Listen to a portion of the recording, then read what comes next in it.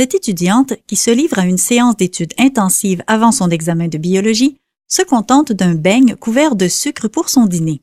Les cellules spécialisées de son pancréas réagissent à l'augmentation de sa glycémie, taux de sucre sanguin, en libérant une quantité accrue d'insuline, une petite protéine qui régule la glycémie. Entrons dans une de ces cellules pour voir comment cette protéine est synthétisée.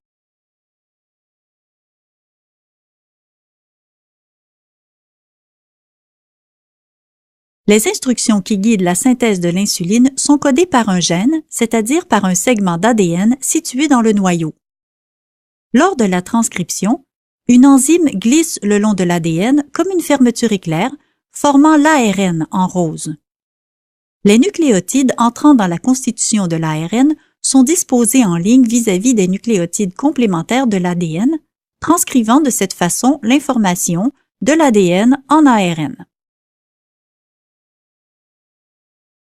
Durant sa croissance et avant de sortir du noyau, l'ARN subit plusieurs modifications. Premièrement, son extrémité 5' est recouverte d'un nucléotide de guanine modifié appelé coif. Par ailleurs, les segments du brin d'ARN qui ne codent pas pour la protéine sont retirés et les segments qui restent sont raccordés.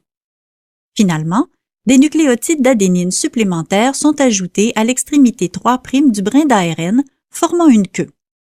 L'ARN messager mature, ou ARN-M, quitte maintenant le noyau. Dans le cytoplasme, le message contenu dans l'ARN est traduit en protéines. Ce processus commence quand une première molécule d'ARN de transfert, ou ARNT, arrive, portant un acide aminé particulier. La petite sous-unité d'un ribosome s'attache à l'ARN-M. Puis, la grosse sous-unité du ribosome s'y attache à son tour. Ensuite, une deuxième molécule d'ARNT arrive, apportant un autre acide aminé. Le ribosome contribue à la formation d'une liaison covalente entre les deux acides aminés. L'ARN-M glisse dans le ribosome, ce qui provoque le détachement du premier ARNT qui quitte le complexe. Un nouvel ARNT apporte un autre acide aminé. Le ribosome contribue à la formation d'une nouvelle liaison et ainsi de suite. Notez qu'une des extrémités de l'ARNT possède un triplet de bases appelé anticodon et que celui-ci s'apparie avec les bases correspondantes sur l'ARN-M qui forment un codon. L'autre extrémité de l'ARNT porte un acide aminé particulier. Divers types d'ARNT portent divers acides aminés. Ainsi, le message de l'ARN-M est traduit en une séquence particulière d'acides aminés. Dans le cas des protéines qui seront sécrétées par la cellule, comme l'insuline, le ribosome s'attache au RE rugueux et la protéine croît dans le compartiment du RE.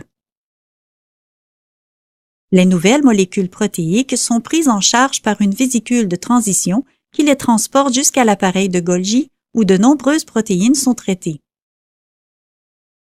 L'insuline, elle, quitte l'appareil de Golgi dans une vésicule de sécrétion, après quoi elle est traitée. Les protéines qui seront sécrétées par la cellule se dirigent vers la membrane plasmique. À cet endroit, le pancréas sécrète l'insuline et celle-ci commence à réguler la glycémie de l'étudiante.